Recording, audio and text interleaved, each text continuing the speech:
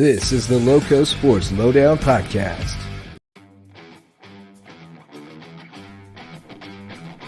This is the LowcoSports Lowdown podcast. Here are your hosts, Justin Jarrett and Wes Kerr. It wouldn't go, you guys. I had to take it away and make it go again. But that sometimes it bees like that. But welcome to the LowcoSports Lowdown. Justin Jarrett, joined by Wes Kerr and Tim Alonso, jumping on with us for a little while. Max Arraj will take his seat here in a little bit, and Tim can get his rest before a big day at the golf course tomorrow. But how's it going, boys? How y'all doing? Been fun watching baseball. We had weird 6 days of 6 games of high school football. Just a strange week. But here we are. We're on the other side of it. Unfortunately, yeah, absolutely wild and unfortunate week for everyone that's been involved. Not just here, but across the Southeast with the effects of Hurricane Helene, just really rough. And around the state, there have been multiple games canceled statewide into this week because of the devastation of this hurricane. It's not great. Not great. Just, they're really talking about we may get an extra week to the regular season. They did that in Georgia. They added 2 weeks to the regular season. So we'll see if that comes to pass in South Carolina. Yeah. Is it possible if we may have to wait a week or everyone else to finish up? Right. Yeah.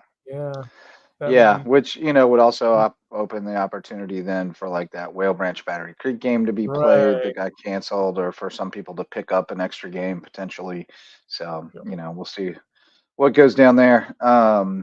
Looking at we got some volleyball to talk about tonight. We got some cross country. You were over at the cross country last night, Tim, so you can tell us about that. I guess we could update our power rankings, but it feels kind of I guess we could update the Skiza ones. We had quite a few Skiza games played. We'll just kind of cruise through this one tonight. But it's presented by Mickelson Law Firm, our all-star sponsor and our original sponsor. They came on board shortly after we launched in 2017 and wanted to support what we were doing, and they continue to support us today, 7 years later. Appreciate all their support over the years, helping get this thing off the ground and keep it going, because we love to shine a light on teams and student athletes around the Lowco, and Mickelson Law Firm makes it possible. They are our official real estate closing attorney and the presenting sponsor of our Hilton Head Christian Academy coverage. But you can call on them for all your legal needs. They're right in downtown Bluffton, and we love the Mickelson Law Firm. Tim, tell us about this cross country yesterday, because was this the Beaufort County Championships that were supposed to go off over the weekend, or was this just a different race? What was the deal? Yeah, this was the county championships. They were supposed to be last Saturday. Yeah, they're moving it to this Monday.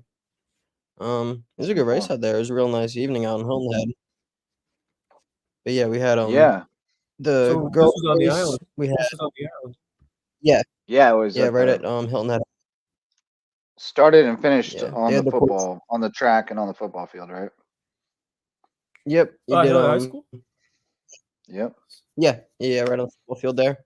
And then they had you go. You did a couple laps on the track, and then you went out, did a lap or two around, I think, the middle school area right there next to it. And then you came back and finished the race on the track. So when I was in cross, we always ran the woods. Like most of our meets, it was like true cross country. Like we were running in like through the trees and in the Forest Preserve and sea pines and honeyhorn. Races were we rarely had races that were on like roads. A couple times, but you were mostly going off the beaten path. But I guess this one there's a look more at of a road race. The start on the track, and then they finished on the football field. You can see where the finish was set up, but it went out and about. It came in right at that gate in the back of the screen right there in the back right. Right on. But So who came out on top? May River Boys got the dub? May River Boys got the dub. Hilton Head came in second, and Bluffton finished third. Bluffton had the first place winner, though, Erlon Baker. Okay. He had a great race. Him and Jeremiah Smith, I think his last name is, from May River. They had a nice little battle. Nice. And then for the girls, we had we don't have any we only have team results posted on SC Runners, unfortunately. Yeah. No individual results. And then girls, Bluffton took home the title. Bluffton first, Hilton Head in second, May River in third. All right. And John Paul II got in the mix as well. Their boys finished fourth. They beat Beaufort and Battery Creek, so good on them. Beaufort has fallen off, though. That was once a powerhouse, but no longer. When I was running back in middle school and my early high school days doing track, their distance team was always amazing. Yeah. Yeah, they were phenomenal for a few years there. They had a bunch of dudes who went to run in college, including Marlon Belden, who's at Georgetown, and Charlie Bennett. He transferred somewhere. He was at UNCG, but he went somewhere else. College of Charleston, maybe? They were stacked a couple of years ago. They were. You're absolutely right. And Nash, what was Nash's? I ran against Nash in middle school. Yeah. He was they had quick back then. Yep. They had a terrific team. Nash that was a fun team. So cross country season starting to heat up. Looks like both the Bluffton girls, Bluffton and Hilton Head were pretty close, 6 points separating them. And then the boys, May River, Hilton Head, and Bluffton were all within 5 points of each other. So 5 points. It's really narrow margins. It's like if you pick off a couple of guys wearing the right color shirt, we win, like that kind of thing. So that's pretty cool. Should be fun as we get into the lower state and state meets. I think they will be very competitive, our Lowco teams, as they typically are. Looking over at volleyball, I saw Bishop England swept Hilton Head last night. I know Bluffton beat Beaufort.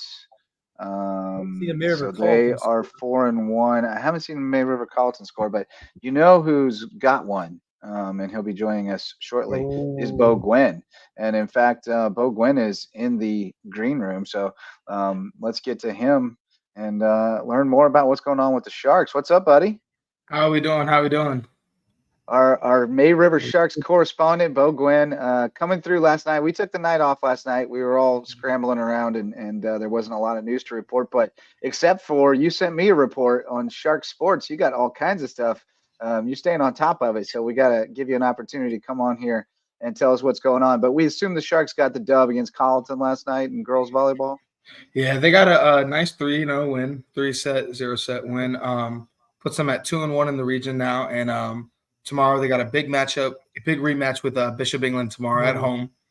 So that'll be a really good one. I might be heading to the Shark Tank tomorrow night to catch that one. That's a huge matchup in this region. That first one, 3-1 defeat for the Sharks on the road. I think this is a winnable match for May River. Absolutely, especially in front of the home fans. Hopefully, you get a good student turnout. The thing I love about volleyball is that when I was there, Hilton Head and around the Lowco, volleyball always brings a great turnout of student supporters, and you hope this match will bring a good number of them, good number of fans to watch this, because Bishop England certainly looking like potential region champion, but May River, what an opportunity this is to knock off the battling Bishops. Bishop England sitting, I believe, still unbeaten in the region. Right now at 5-0. 5-0. So, Bluffton and May River are 4-1. So they're both just a game back. Right. So this is one you need to win if you want to get that region title. It's pretty much it's a must win for the Sharks if you want to get back in the race to claim that top seed. So important one over at the Shark Tank. I like the way Mid River's been playing this year on the court. A nice road victory. I saw them over Hilton Head High. The Seahawks have been struggling a bit. They're sitting at 4th, so probably between the Beaufort for that spot in the playoffs between those two teams. But Bluffton and May River both looks like they're the both top 3 teams. What's looking like in that region, but this one will loom large as an important one. So I'll definitely head up over there to the tank. Absolutely. But what, I don't know if y'all got what stood out for you when you watched this May River team, because I was impressed by the talent, the passing, and the defense when I got to see them live. But what kind of stood out when you were watching the Sharks pick up the sweep over the Cougars? So I actually didn't get to make it out to that game on Tuesday. I didn't get to make it there. I was a little busy with some homework and stuff like that. But from what I heard that it was a nice clean sweep. They played the sets were very short. It was large margin, but once again I heard the middle play was just absolutely phenomenal, like usual it is whenever we play. Absolutely. That's one of, I think over the years that's like a staple of Maryville volleyball the middles are just always top tier. The middles are always top tier for sure. They got the talent, but the athleticism of these players always have stood out for those sharp teams. But this is the year they really started to, I think, put all together in this region. But I mean, you see the Hilton Head, Bluffton teams have always been really strong. The Hilton Head not as much as they were in the past. I think this is the opportunity for May River to really have a great chance of taking the top spot, or at least contending for it in this region. And if I think they stay true to what they've been doing and continue that strong blocking, middle hitting, and try to keep mistakes to a minimum, because that's volleyball. You have those runs, and you just gotta avoid getting those mistakes. Stop the snowball. Side out when you absolutely. And just keep your composure, because volleyball, like basketball, is a game of runs, and you have to be able to maintain that discipline and stay focused. And I think this team's done a good job of it, because there are situations where Hilton had tried to come back in that match against May River at the Nest, and then previous times this season as well they've been tested. But still they lost in 4 sets to a really good Bishop England team. I'm sure those sets were pretty tight, and now it's just a matter of can you pick up a few extra points and minimize those mistakes, and all of a sudden you're right there. So it should be a great match, and what an opportunity for the Sharks to pull out what would be obviously the biggest win they've had this season, and could very well propel them to a potential region title. Sharks took the first set in the first one, 25-19, and then they lost 25-19, 21-23. So it was a very competitive match. Yeah, either way, for sure. Yeah, absolutely. But not just volleyball going on over there. Your report tells me that May River girls tennis swept Bluffton. They won all 6 matches. They're 2-1 in region and have Colleton at home on Thursday.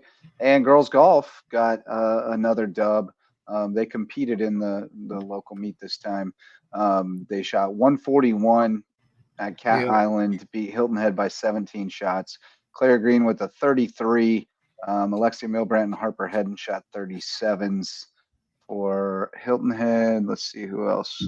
Robin had a 36. Haley Zhao with a 35. And Ava Cunningham with a 37. Told you the young girls are gaining ground fast. Watch out for those, because that's the difference. Claire Green, I mean, she's the catalyst. We know she's going to put up a low score every day. But those other girls you mentioned, look how they're improving. And when you get that kind of performance and everybody's on their game, watch out, especially if they can do it in the meets that matter. 141 over 9 holes.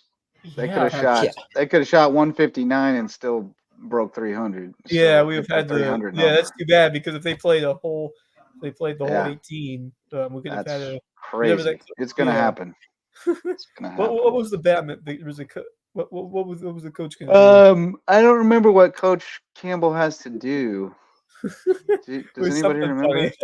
It was something funny. He had to wear some kind of something. I don't remember. We're gonna have to go back and check the archives. It's on the record on the LowcoSports Lowdown, so there's no getting out of it, whatever it was. But also football. You guys didn't get to play on Friday. That was a bummer. Didn't get to go to Georgetown. I know you're chomping at the bit to get back out there, but you get to open region play at Colleton County on Friday. And what are you guys looking forward to about that? I mean, it's always like, it's fun playing in the non-region and like playing games there, but it's always fun just to play against those teams that you play against every year and just this is when it matters. This absolutely this season determines all that seeding and stuff when it comes to plaffs, stuff like that. It's nice to have a bye week that's kind of added in when you you're unable to play this week, so kind of gives you a chance to reset. Obviously, it's much better than expected, so it's more of just a sense of recharging and continue to do what you've done and fine tune a few things, and then this team's gonna be ready to get back at it, because what a start the Sharks have had. Definitely one of the biggest surprises so far of this season, is the quick rise of this Maryville program, and Bonneville and company. They have done a terrific job putting it all together so far for the first couple of games, and I think this is a team that has potential of winning this thing, winning this region, if everything goes to plan and that run game continues to execute like we've seen, and that defense continues to play hungry. But Carleton County, you know what? You never know. You never know. There's no easy game in this region. You have to be on your game every single week.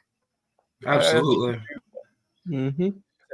Yeah, what do you guys see from them on film? Because, I mean, they've got some athletes for sure. They've got some receivers. The quarterback can sling it. They got a good little running back. They got some guys on defense. It seems like they've been a little inconsistent in the execution, but it seems like they got the guys that if they put it all together on any given night, they could give somebody a headache. Yeah, absolutely. It's I mean, like you said, there's no easy game in this region at all. There's every single team in this region is I would like to say a competent program that will that can beat any. If you're not playing 100%, there's any team in this region that could beat another one of them. Right. Yeah, I agree completely with that. Yeah, it should be certainly. I know you guys aren't overlooking Beaufort. I know you know what that record doesn't mean a whole lot, especially with what they got coming back. So it's going to be wide open, man. I think it's going to be a blast. We did get a reschedule date on Hilton Head Bluffton. It'll be played on Thursday the 10th. Next Thursday. Nice. Yeah, it's 7 p.m. So we'll get a nice back-to-back there. The whole Lowco game. It'd be cool. I imagine Bo Gwynn will be out there checking that one out too. We'll probably get out there and watch a little bit of it. Yep. We'll have to get on the road the next day, head up to Bishop England next week. So yeah, that's going to be a big one too, because they have turned things around in a big way this year and absolutely playing really good football. We thought they might just be a foil. They're a contender in this region, no doubt. Absolutely. Every team is. Yeah, I think so. Until proven otherwise. Yeah. Absolutely. Any team, like especially if Carleton wins this game against May River. And they get on the roll, you never know. But we'll pick the game up tomorrow on the Lowco Pigskin preview and get you all prepared for week 7. We're flying through it, man. Moving right along. Yeah. What's the vibes over there, Bo? The fall sports teams are performing pretty well. Obviously, you guys are kind of setting the tone, and both volleyball teams are playing well. Tennis is off to a good start in region. Golf is dominating and looks like they're going toward a state title. Is it just really good vibes over there? Yeah, absolutely. Every single team that's playing right now is kind of succeeding. It's last time I looked, our boys volleyball team I think was number 1 in the state last time I looked. Really? At 4A, I'm almost positive they were top 3 last time I looked, and I'm pretty sure they moved up to 1. Is that the Max Arraj rankings or? I think it. I can't imagine there's any others, right? Yeah. I remember when they started that team. That was I think it was my junior year of high school there. Right now they've got. How about this? Max Preps right now has Bluffton number 1, May River number 2, Bishop England number 3. There you go. How about that for a stacked region? Yeah, interesting. I know. And Hilton Head's number 6.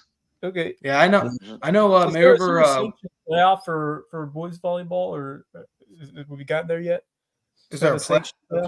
Yeah, there is. Yeah, there's playoffs. There's playoffs there. Yeah, they had a playoff last year too. Yeah.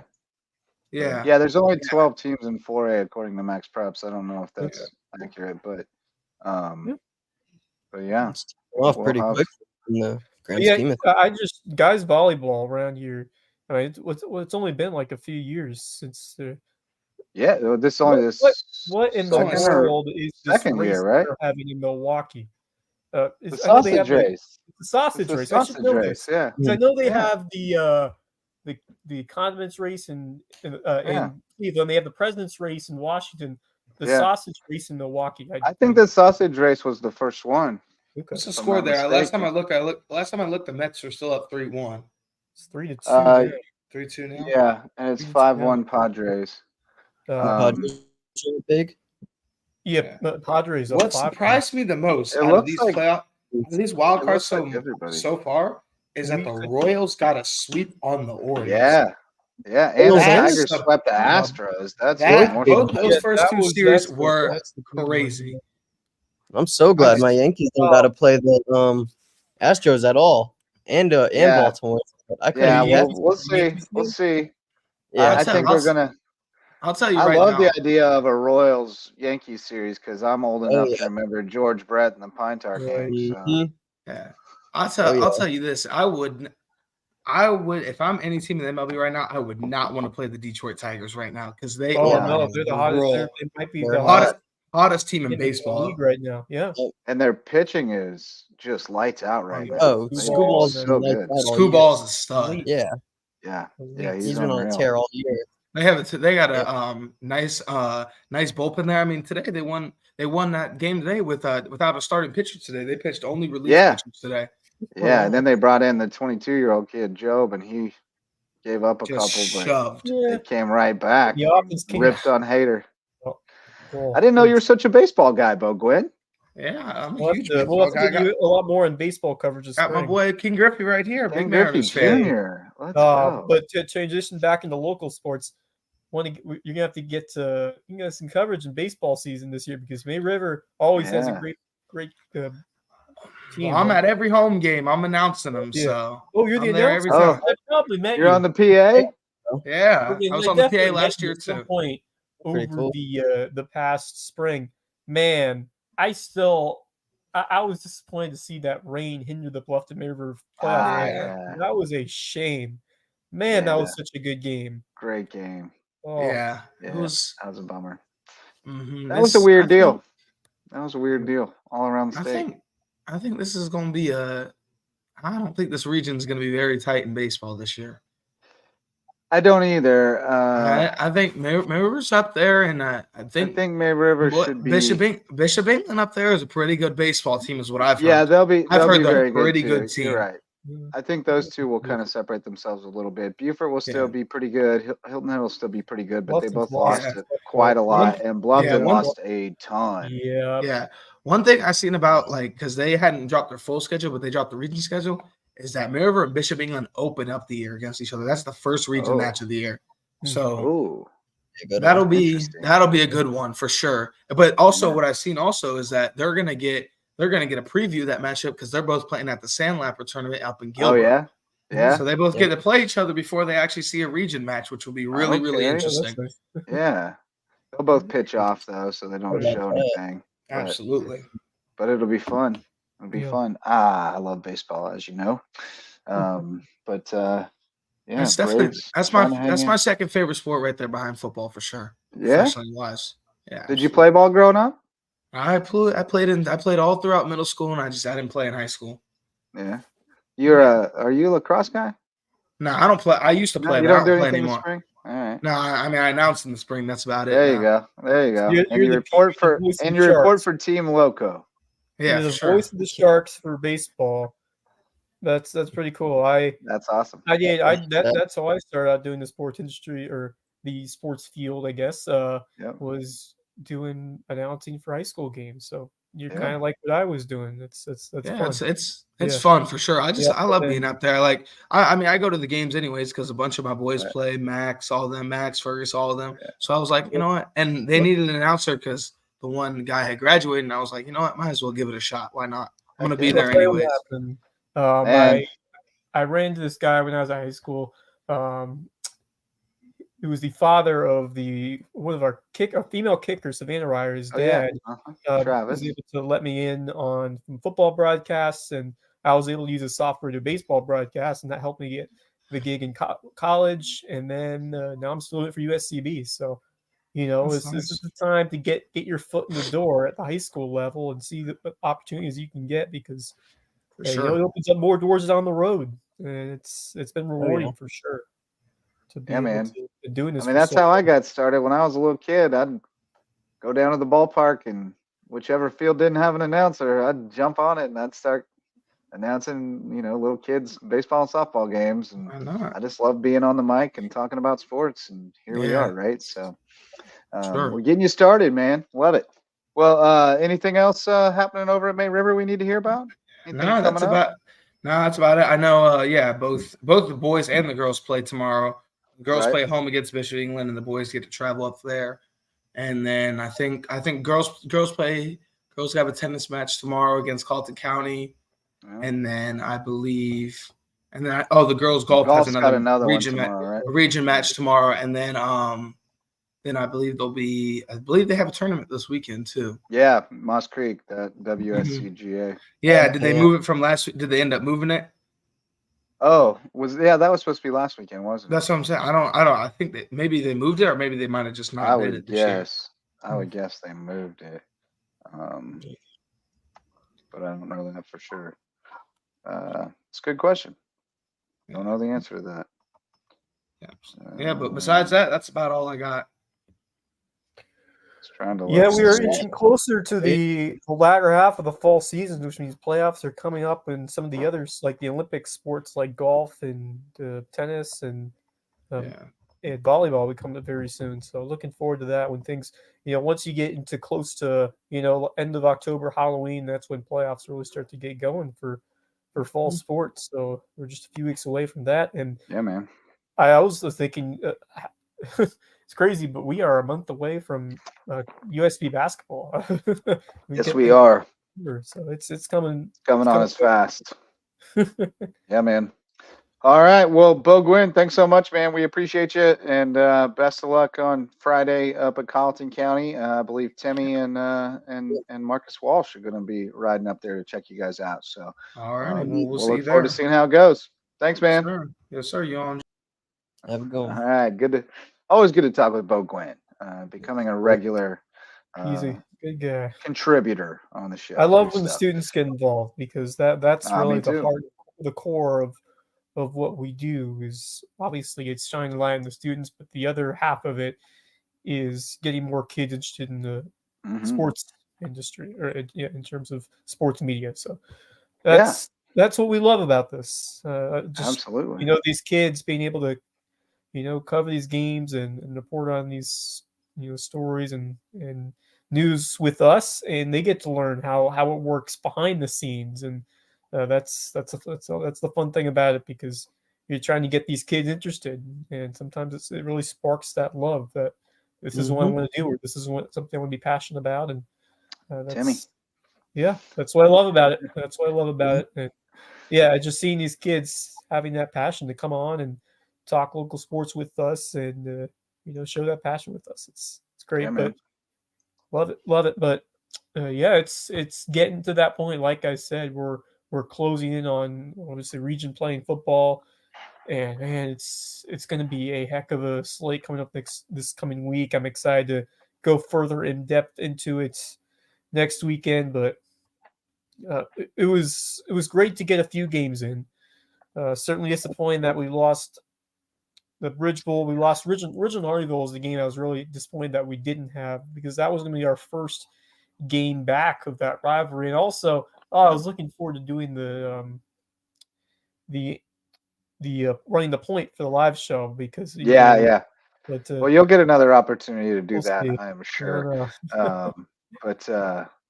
Yeah, for sure. But no, it's all good, and sometimes it be that way with the weather, and I'm just fortunate that we're all safe, and that it was, because you just talk about how brutal it was elsewhere in the Carolinas and in Florida. And I mean, there's families that are going through it right now, and Asheville, North Carolina, hit pretty hard. There are a bunch of areas real hard.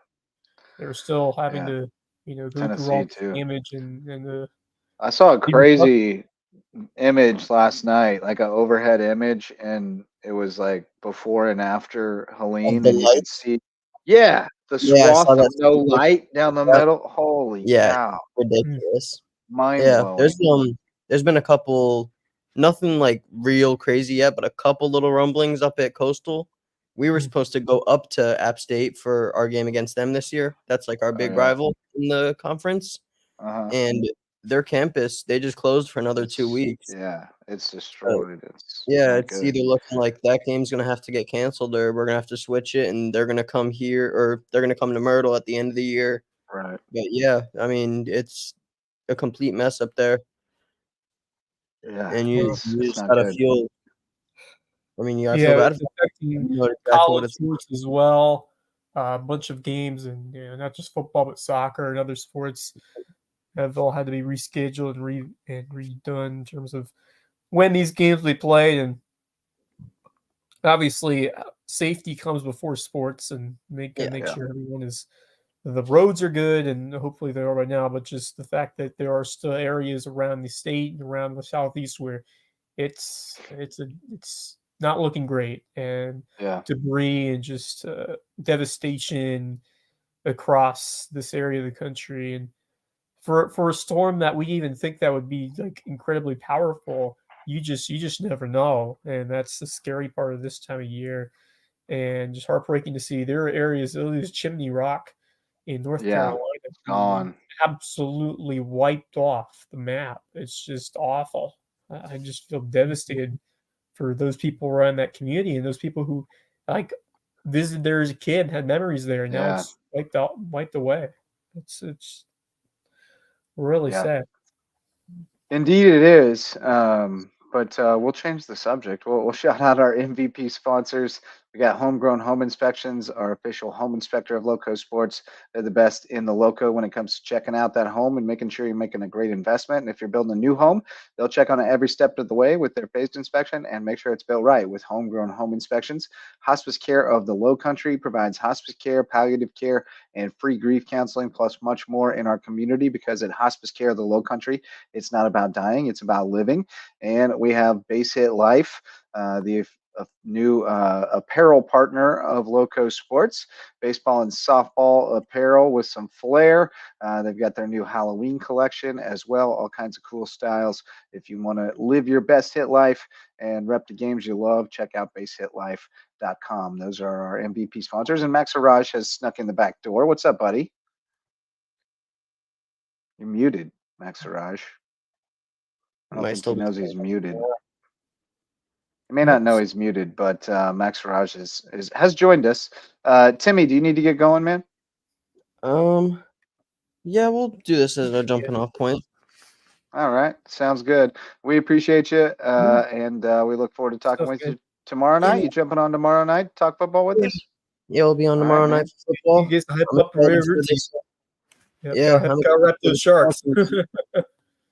I'm excited for this game in Colleton, so we'll see. But yeah, other than that, have a good one, you guys. All right, man. See you later. All right. Sam Alonso checking out for the night. Max, what's up, buddy? Hey, guys. Are you there? You guys can hear me, right? Yeah, we got you now. Hi. Oh, okay. All right, cool. Crazy last week and a half or so. Although, happy day to day for me because I got to see the Houston Astros fall to the Detroit Tigers today. So I think we all enjoyed that. A lot of baseball fans are happy about that result. I think a combination of they're tired of seeing the Astros in the ALCS every year, and everyone loves an underdog story like the Detroit Tigers. Detroit teams have always had. The last decade or so, it's been just a tale of misery for the most part. Right. And so to see one of those teams defy the odds, and I saw it was in August when they had that 0.2 probability of making the playoffs. Yeah. I mean, that's insane. I mean, that is one of the most craziest stats I've ever seen about a team coming out of nowhere to fight their way in, and then once you get in. I mean, there's just no denying that you are playing confident and high-level baseball. And they just throughout it's that team of destiny mentality, and it looks like they had it. Even when they fell behind today, they went right back up and got it done at the plate. That is a sense of a team that just everybody has each other's back, and they know what it takes because they have been playing playoff baseball over the last month, really, because they've been trying to fight to stay alive. Every game before heading to the actual playoffs, and so there's something to be said, and like just it's been they kind of remind me of that Braves team that won the World Series a couple years ago that was kind of ahead of schedule. Like they had all the young guys. Ball game in Milwaukee. Oh, Jackson Churio. But no, the Tigers kind of remind me of that Braves team where like They just have all these young prospects that came up, and they're all playing really good baseball, and they're just like it was supposed to be another couple years, but it's all coming together prematurely, and I agree. they feel kind of fully. unstoppable right now. Unfortunately for the Braves right now, not looking too good for them. But No. I kind of expected that. I kind of expected it from the Atlanta Braves. You're talking about a team that doesn't have Chris Sale for the series, doesn't have Austin Riley for the rest of the postseason. If they continue, injury-riddled season this year for the Braves, but somehow, some way, they managed to get into the wild card. Still don't know how they did it. Braves fan, I don't think you'll be too upset about that, especially Yeah. the World Series just 3 years ago. If I'm the Atlanta Braves, I'd actually be thrilled by the result of actually getting into the postseason despite all the injuries that they've had this year. So, I mean, they limped in there. You know what? As a Braves fan and as a person who watches Major League Baseball as a whole and a Braves fan, I'm completely happy with how they finished off the season because there was a point where we were like, they're not making the playoffs this year. I didn't see it happening. I think getting in was their way in. This game's far from over yet. You get swept here. I still think being able to fight their way in shows the resilience of that team. How about the Kansas City Royals getting into the divisional series, man? Beating out the Baltimore Orioles, man. I feel bad for the Orioles because they just fell apart towards the end of the season. Yeah, I mean, once again, there's something to be said about playing hot baseball at the end. We see all these 5 and 6 seeds. It was last year. We saw it with the Diamondbacks, and we've seen it before with the Phillies when they were in that spot. With this playoff format, with these teams that had to battle late to get in, and you have these teams kind of sitting around waiting who knew they were in weeks ago in that 3 spot or even that 4 spot sometimes, that you see these things happen where the lower seeded team is playing a better baseball at that time. And it doesn't always happen, but it seems like it's been the norm for especially in a short series. Right, best of 3. Right. And the other thing I wanted to note is that there has only been one series, and this is the 3rd year of the playoff format. There's only one series that has gone to 3 games. All the others have been sweeps. And so Milwaukee's trying to change that. If they can win this one and force a game 3, looks like the Padres are going to most likely, although there's still time, but Padres are on the verge of picking up a sweep there. But that would be, I mean, that's insane because it would be right now it would be 10 out of 11 series that would be 2-game sweeps. The only one was in 22 that went the full 3 games. So that's interesting. Yeah. That's interesting. Speaking of Major League Baseball, I do have something that I think we can discuss towards the end of the show when we give our last thoughts. But I thought it was something very interesting, something that we talked about during the summer, a change that needed to be made.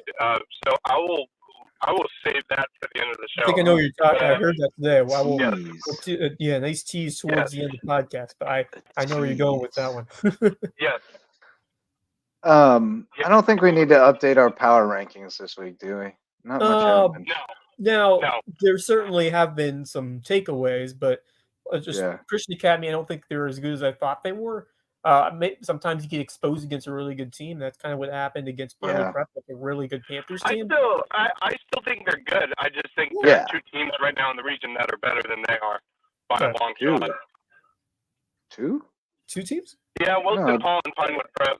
Wilson Hall's in the other region, though. Like 3A. No, but like in the division. I got you. Yeah, I think so, too. If we're looking towards... Right. Like, if we're looking towards the 3A as a whole, I think Hillnet Christian sits in 3rd right now for me. And I think Wilson Hall and Pinewood Prep are those 2 favorites for state title. I would agree with that.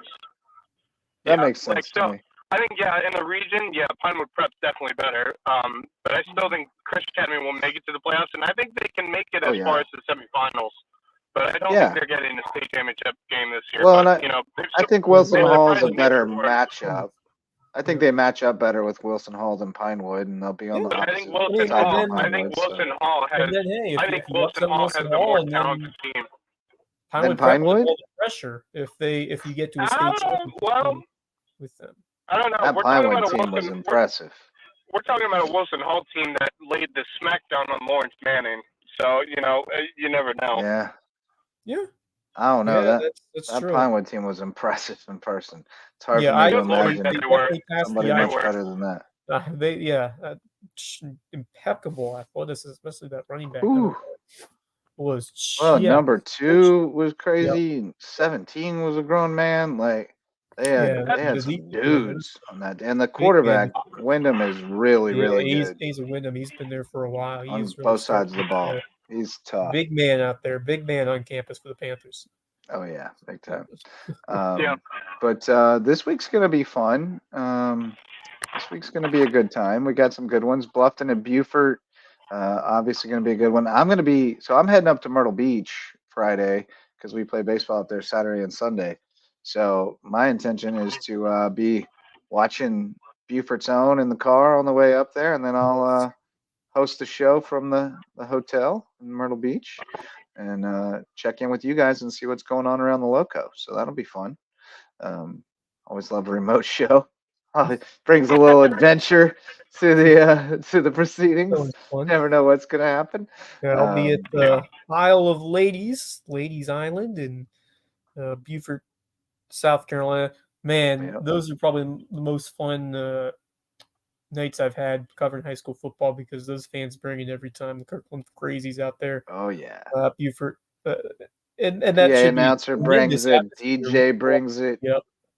Yep. Playing all the best hits of the '90s and 2000s. I love it. There is another fan base that brings the heat, which is where I'm going. Thomas Hayward.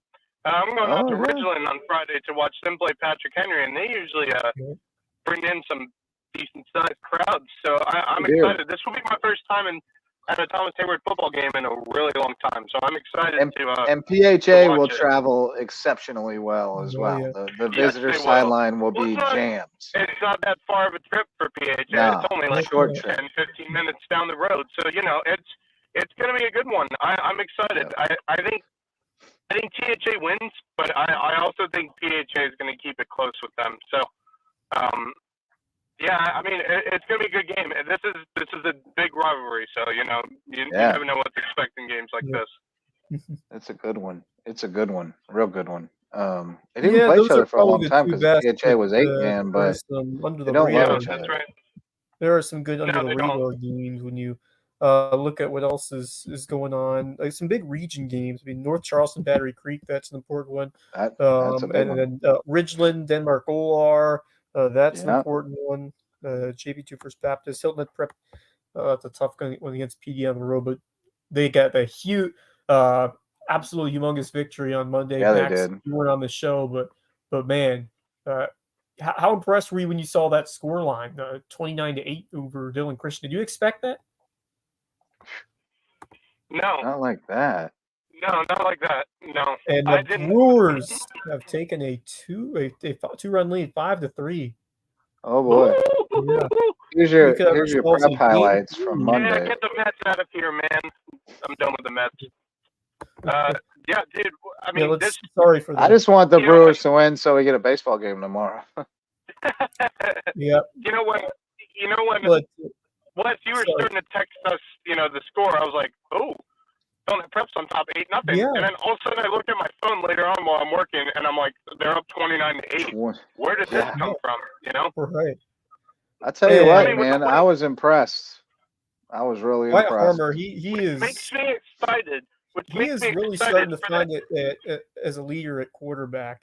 I love the way that he showed himself out there and the way he played, especially late in that first half. That touchdown throw late, although Lawrence with 2 tremendous catches, including that last week, a highlight reel grab, and the gutsy play calling by Coach McFadden. The run game was great. Everybody really came together and kind of did their role extremely well in a game where Hilton Head Prep wanted to prove that their first one wasn't a fluke and that they have a team that can contend for a playoff spot. And they certainly showed that. But and they got some dudes on this team that will make them a solid squad in this region. And how about that trickery pass to Lawrence for the touchdown? Lawrence had a huge game. He's not even on the Max Preps roster yet. And he had 2 touchdowns. Yeah. The Even second Lawrence. even better, but Because if I'm not mistaken, JP2 does play prep, right? They do. They do. But the player of the game was my man, number 2, Davis Cargill. Came up with a huge interception, then threw that touchdown, the trick play, and then ran one in later in the game. But he was an absolute beast. There it is. Oh, what a catch! Goodness. Yeah. Get You mossed. got mossed. Get mossed. Jeez. I don't know, man. I think Prep has a chance of beating JP2. I really do. From what I'm seeing on these videos and stuff, against the Dylan Christian team that we expected to be somewhat of a decent team in this game. Yeah. I mean, they looked the part before the game. Really, if you just looked at them, you'd have been like, oh, yeah, Dylan Christian's going to win this game. Like, they were big dudes. This coaching staff has brought Prep football back to what it should one be. heck of a job. Well, it was not even a contest when it came to execution. Prep executed exceptionally well. Didn't run away with it early because they turned it over a few times and got some tough luck calls. Well, they also got a turnover. I saw. They did. They recovered a fumble, and then the ref said he was down, and he wasn't anywhere close to down. Like I said, there were some bad calls. They had some bad breaks early. Yeah. But they were dominating the game. Even when it was 0-0, they were dominating the game. Right. That's a beautiful catch. Right. And the run defense, able to pick up a big stop early on 4th down. And they held them to like 69 rushing yards. Yeah. So that was impressive. That was incredibly impressive what Hilton Net Prep was able to do defensively to set the tone. And we saw that defense in that first one in 10 years. They do it here again today. And even in that Buford Academy game, BA had to earn those touchdowns. It was the game was a lot closer than that score would show. Had shown. And that was the first game of this era for. I'm gonna make a bold statement here. Give Prep another 2-3 seasons, and they could be competing for a state championship. I fully believe that. Look at that run by Cargill. I believe that. Cargill is tough.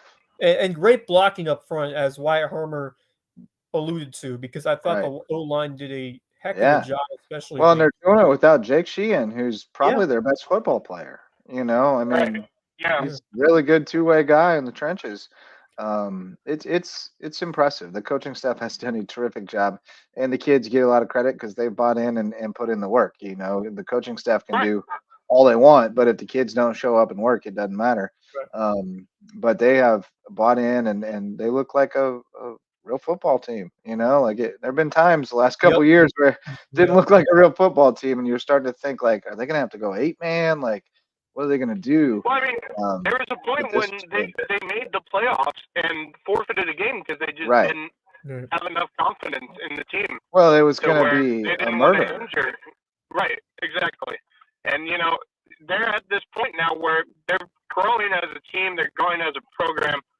And I'll say it again, it may be a bold statement, but I believe in the next 2-3 seasons from now, they could be contending for a state championship. I really fully believe that. I agree.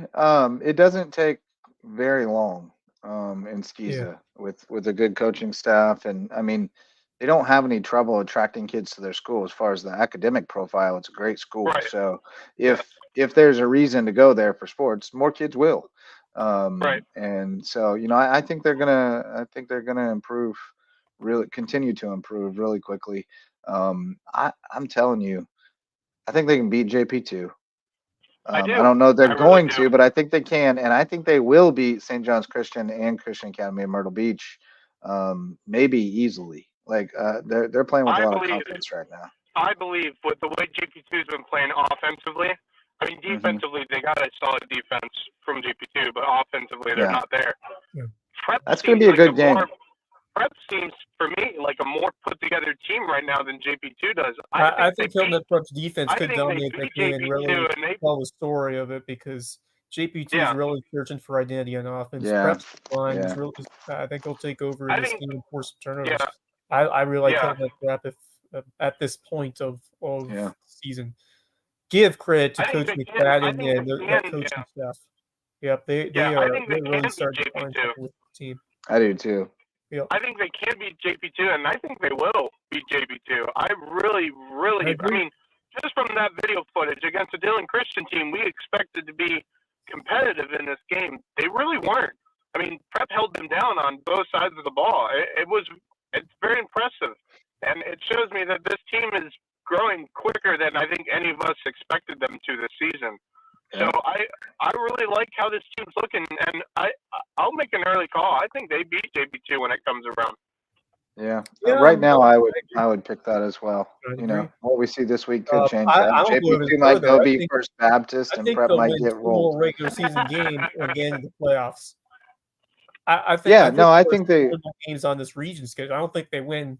I don't think they beat PD. That's no. To challenge them against. I don't either, but I think they win the other two. Yeah, but I think they win a couple more games this year, and maybe are competitive in the first round playoff game if they're that 3 and the 3-against-2 matchup. I just like the way that it's like it really trends itself to good playoff football, hard-nosed defensive style, and use the ground game to your advantage and take shots when available. You have the quarterback to do that, and your receivers can go up and get it. I really like the way this team is playing. And I love to see it for a Hilton Head Prep team where I was saying it's going off the rails. It is going downhill. This program is not on anymore. the right track now. Absolutely.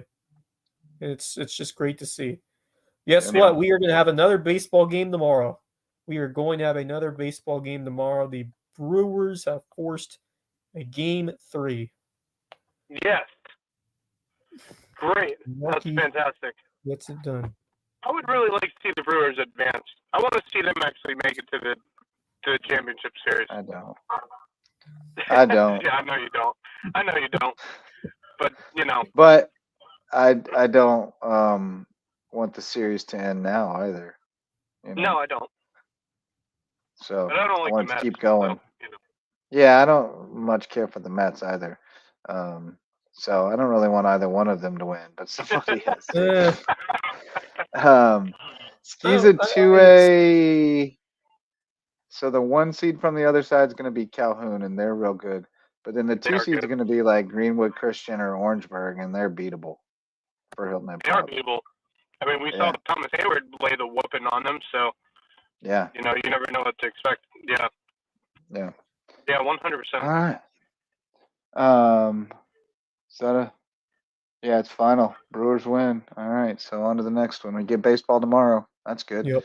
Bama is definitely number 1. I agree. That was impressive. Although I switched it at halftime and then came back and was like, what in the world has happened here? Because Georgia was driving and about to tie it. Oh, yeah, I know. That was crazy. And then they were ahead. For like 13 seconds, and then the 17-year-old Ryan Williams does his thing, man. Holy crap, what a play that was. My God. That's a contender for play of the year, honestly. The move he made where those 2 Georgia defenders just ended up hitting each other. Yeah. My goodness, that was 17 years old, dude. 17. But did you guys see the best highlight of the college football weekend? The best tackle of the college football weekend by an Auburn cheerleader? Oh. Did you catch this? But I heard about it. No, I heard that. Curry Kirkpatrick alerted me to it. Bam! That's hilarious. That player got knocked. Holy crap. It is so good. Man. They're all like doing the Matrix to avoid her. Oh, didn't even see it coming. Laid out. I've watched it like 100 times. I can't get enough. Look at that. Look at that. Oh. So good. So good. Oh, man, that's so funny. And then the other one he sent me was this one's pretty good too. The fake injury by Ole Miss. Yes, I did see that. Can I just say that's one of the dumbest things I've ever seen in college football is when they make players fake an injury. It's crafty, but it's also Here we go. stupid. Here we go. He's like, hey man, fall down. Oh, Sniper got him. Okay. Sniper got him. He was like, oh, okay, yeah, get down. Yeah, I don't know. I don't know if there should be a penalty against that. I don't know if you can make a penalty against that, but I feel like there should be.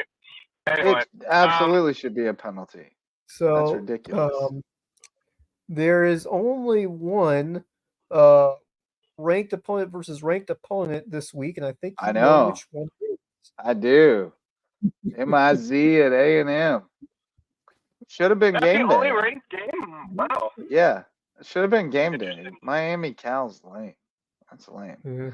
That's where Yeah, game no, day I is agree. going. Especially College Station's always a rock environment. Right? Yeah. Seems like it would have been way better. They're trying to go different places. That's why they're going to Cal. Yeah, But they got to Cal feel their doesn't. cool about going to the West Coast and Cal's not getting their- worthy, and who cares about a weird game Well, between Miami Cal wasn't and upset. Miami? Miami almost lost last week. Miami lost. Miami They did lost. lose. The They officials did gave lose. it We to them. watched it. They lost. They 100% We watched lost. them lose, and then we watched the officials give them the game. That was trash. Maybe college football is scripted as well. Man, I don't know if it was a football in the NFL catch, but I know you couldn't tell it wasn't. That was a catch. That was a catch. I don't know if it was a 100%. catch, but I know you I think couldn't it tell was. it wasn't from that video. I think it was. Yeah, I don't It know. was a catch. I don't It know was a how they catch made it. for like 80 years of football, and then it wasn't Yeah, because exactly. of video. But it is it's what it so is. funny. Well, the varsity sponsors of LowcoSports are DDS Web Design. They build, host, and maintain websites for businesses and nonprofits to get results. So go to ddshhi.com if you want to get found online. Parker Law Group serves legal needs across Colleton, Hampton, and Jasper counties and helps us continue to shine a light on deserving teams and student athletes out there in the rural Lowco. Dr. Ambrose Cole is our official chiropractor. He is at Rooted Living Wellness in Bluffton, and he'll get you feeling right, mind, body, and spirit. And if you want to take your skills on the mat to the next level, go to Reverence Wrestling Club, official wrestling sponsor of LowcoSports and presenting sponsor of the Lowco Grind. And I'll tell you guys some Reverence Wrestling news here in just a second, because I saw they had some recent results. And I don't think we've talked about it, but we had Zeo Estrada on recently. Her dad, Jeffrey Estrada, big wrestling trainer in the area. They have relocated to Florida recently. He got an opportunity down there, and I guess they have family down there. So the hangar is, I guess it's still sort of operating, but I'm not sure what the situation is there. So some of the kids that we've talked to in the past, like Michaela Henchy, is training with Reverence now, and she went to a big event. Let me see here. Share this tab instead. Here we go. At Reverence, they took some girls to Charlotte for the Pins at the Park at Carowinds, which is really cool. And the Lady Reveres, Alicia Amaya and Angeli Mendez, went 8-1 combined, earned 3 golds. They also took a group to Pennsylvania, where there were international competition, Germany, Kyrgyzstan, and Italy, junior foreign world team members and American Fargo champs. Michaela Henchy and Jada Lawrence each went 3-2, and Layla Hustelis was 3-1 and finished 3rd place. Gianni Baton from Lucy Beckham was wrestling for Reverence in this as well, went 2-3 against some serious competition. So cool stuff from our wrestlers from Reverence. There we go. Look at them. A couple of those girls wrestle for Bluffton Middle, and they are animals. Those kids just get better and better. The Reverence is doing some amazing work, and it just keeps improving. And it all starts with these kids because they are dialed in out there on the floor. Right? It was fun to be able to catch one of these practices last winter when you took me there once, and I was blown away just by the in depth of the teaching and how these kids are built and the way they find opportunities to get better and all the drills that they do. It is a science over there how they teach these kids how to perform their best and to get to the point where they're going to be high school wrestlers in the future. So props to them for really enhancing the wrestling scene. It's going to only get better, and it's starting to get close to winter sports season. We're just a few months away from, like I said, from USC basketball, and then we'll get right into wrestling and hoop season. So that's coming up soon. So all you hoops junkies, get yourself ready because it's almost that time. That's right. Almost that time. Coming fast. When's the first game for USCB basketball? I'm about to look it up. About to look that up. Here we go. We don't have a schedule up yet. Come on, Bracken. You would We gotta get on it. because we're a month out. Get on that, man. Gotta get on that. I'm gonna have to get him on that. Hey, he's a busy man. He's a busy man. Don't worry. Yeah, Indeed he is. lot going on. But yeah, that's coming up, and fall high school playoffs. November 4th. That's when we get to start practice. Okay. Ooh, interesting. November 4th. Nice. Well, the Lowco Booster Club supports us, so if you have a chance, please support them. We got the Court Lifestyle Pros with Charter One Realty, Daniel and Debbie Court. They want to bring you home to Hilton Head Island. Eagle Creations wants to outfit you with promotional items and custom apparel. They can also hook you up with custom gift baskets and all kinds of other cool stuff over at their showroom on Argent Boulevard. Jay's Barbershop wants to get you looking right. Go in for the great conversation. Come out looking stylish at Jay's Barbershop in downtown Ridgeland. Barefoot Floor Care of the Low Country. Get your floors so clean, your feet will thank you. Hudson's Seafood House on the Docks is the place to be for seafood, cocktails, and sunsets. Presenting sponsor of Under the Bus. I was back in the producer chair tonight with Bob Stevens back for a new episode of Under the Bus, and the guys were on fire tonight, so check that out on the Lowco Media Network.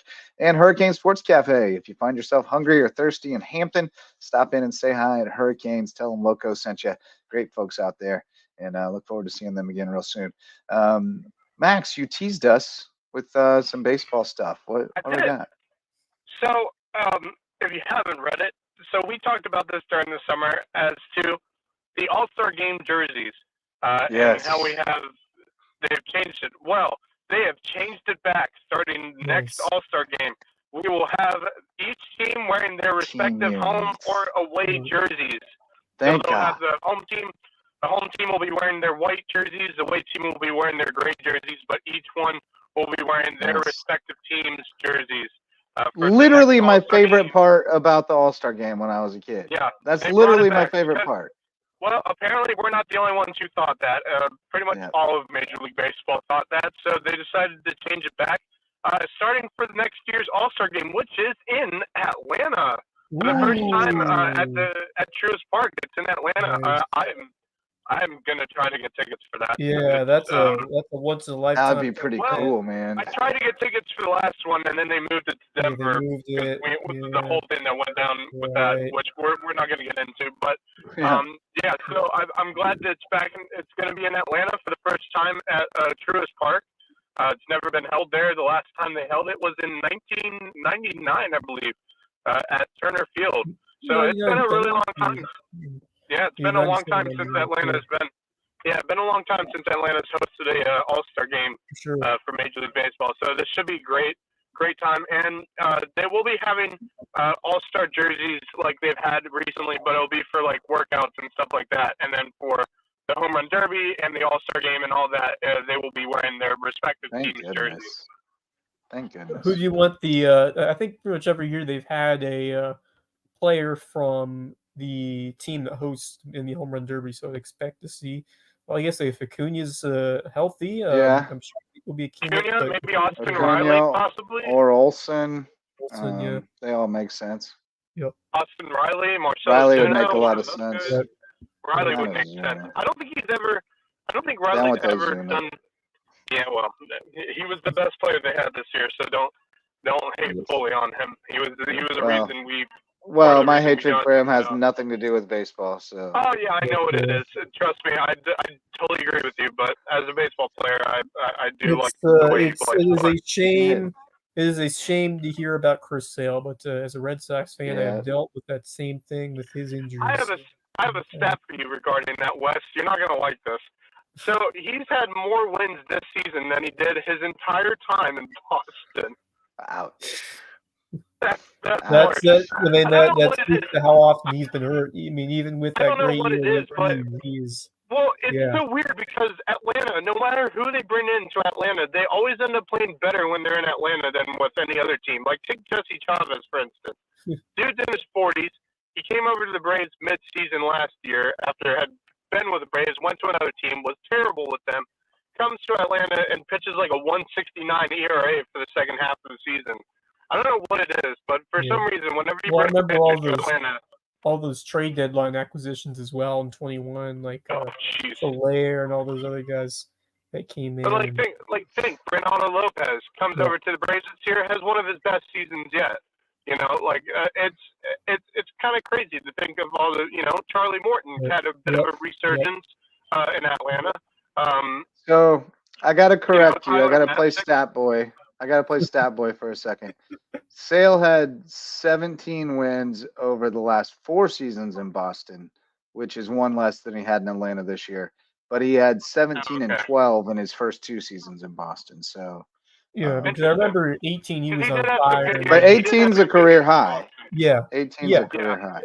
Yeah, that's when he saved all people. Well, really over the past 5 seasons because he didn't play in 2020. Right. So he won 17 games over the past 5 seasons and then 18 this year. Yes. Still remarkable.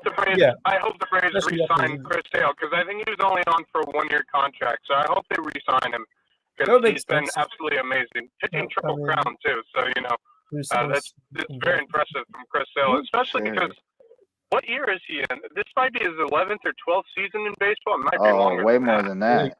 Yeah, he was with the White Sox for a while before he went over to Boston. That's very true. In his heyday, he was one of the best pitchers in baseball. When he was with 14th season. Okay. Yeah. But still, I hope they re-sign him. I hope they re-sign Ronaldo Lopez because he had a great year as well. Max Fried is the one I think people are a little bit worried about if you're a Braves fan, is because technically tonight, as of right now, he may have just pitched his final game for Atlanta.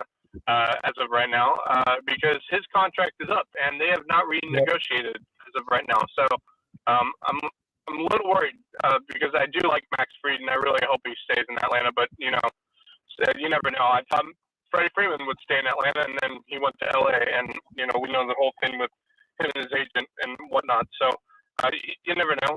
But I don't know what the score is for the Braves right now. Last time I checked, they were down 5-1. 5-2. It's 5-2. 5-2. Yeah. So the Red Sox paid Sale $87.5 million for the last 3 seasons that he was there, and he won 11 games. That's rough. That was brutal. Man, that's a lot. It's gone in the wrong direction. Wes, did you have a? I did. I'm actually gonna go back to the Lowco and.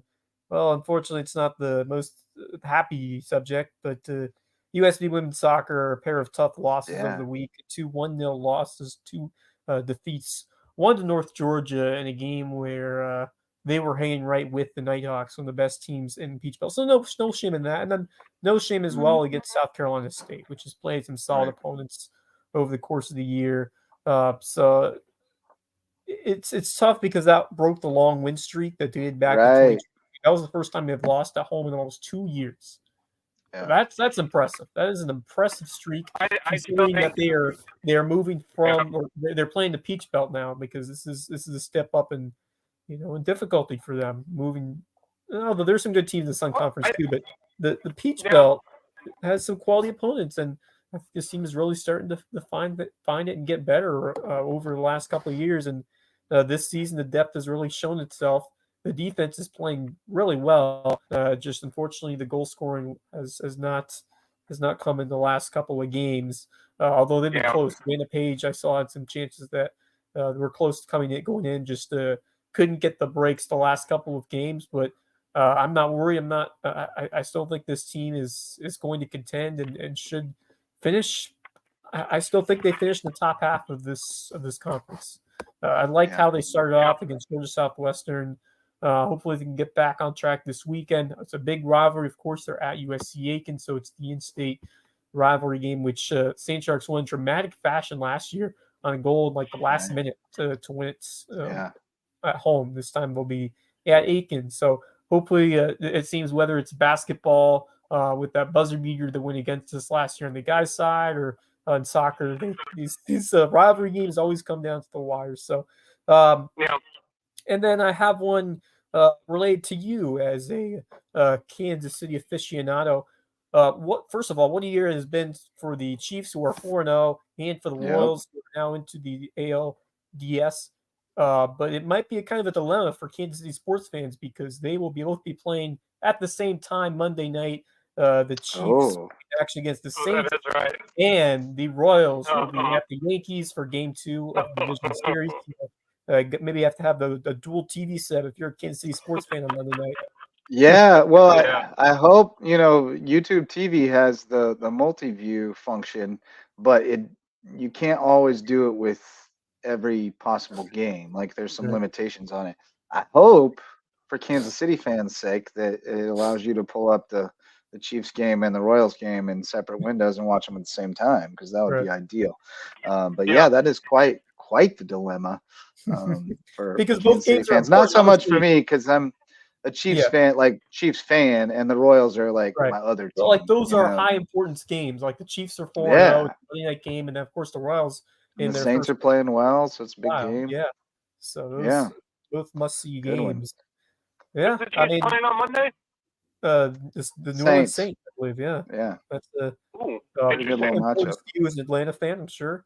We have a lot of familiarity with the quarterback. The clutch kick to get the win on Sunday. Young way. Yep. Yeah. 50, I think it was like 58 yards or something like that. Huge kick. Who's the man? He is the man. I just remember Matt Bryant always breaking my heart as a Panthers fan, because when Cam Newton was there, we took the lead late a bunch of times, and then Falcons went right back, and Matt Bryant kicked like a 50-yarder. Now it's young. That dude was steady as a rock. I don't know if I ever saw Matt Bryant miss a field goal. He was clutch. Well, I've got a parting thought, close to my heart, and yours, Max. It's about a Hilton Head Christian Academy athlete who made a commitment today. Our Waves coach, Coach Jackson, his daughter Caitlin, star for the volleyball team at Hilton Head Christian, committed to play beach volleyball at Mercer today. Mercer, very nice. To Caitlin, she was an ace tennis player early on. She played number 1 on both the girls and boys teams. And then she fell in love with volleyball, and great family. She really, wonderful family. So happy for her. Back in the day, so I've known them for a very long time. So what a great experience. Congratulations to her. Can't wait to see her compete at the next level. That's a great opportunity, and beach volleyball is a really fun sport. I love beach volleyball. So. She really fell in love with the beach game, and so they started really pursuing that as the angle that she wanted to. It's very different than the indoor volleyball.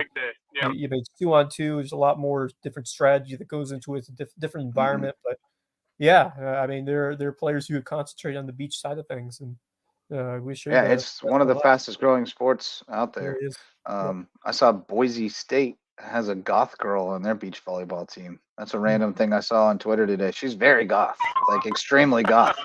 You don't think of that, but it was something else. That should be a new segment, Justin Jarrett's random moment of the show. Well, and now it's time for Justin's random moment. brought to you by Twitter. It is Twitter pretty random, but I got to tell you, it's something else. Yep. I'm going to show you. It's a great sport. It's very much so a growing sport in this country, and it's at the peak. It's the Olympic level, which is always fun to watch. I do love watching Olympic beach volleyball. Yeah, and around here, there's a lot of, because there's I don't know if there's tournaments around here. Maybe there is, but I just know there's a lot of people who play beach around here because we're right on the beach, and so it's the head coach for Hilton Head Christian Academy volleyball. Oh God, what's his name? Drew Dale. Drew Dale. He does a bunch of tournaments down on Hilton Head for beach volleyball. Like, dude's a hardcore beach volleyballer. He's big time. He's unbelievably good. I've seen him play before. Goodness. My goodness. Yeah, he's a really good beach volleyball player and way into it. But lest you thought I was kidding about this goth girl, I wasn't kidding. Oh wow! Yeah, okay.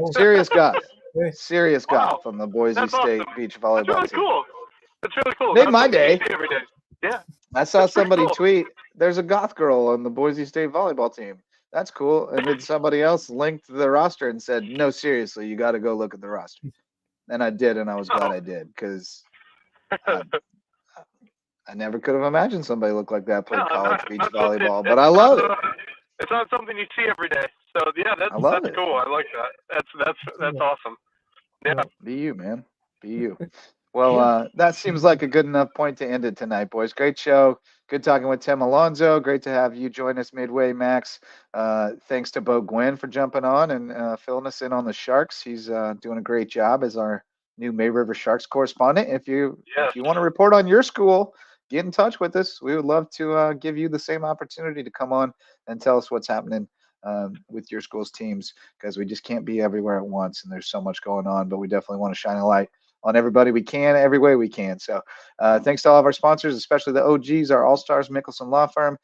Thanks to everybody who showed up to listen or watch, and we'll be back tomorrow night. We'll let you know what all's going on around the Lowco, and then we'll shift into Lowco pigskin preview mode and get you ready for week 7 of the high school football season coming at you on Friday. So for Max Arraj and Wes Kerr, thanks so much for joining us tonight.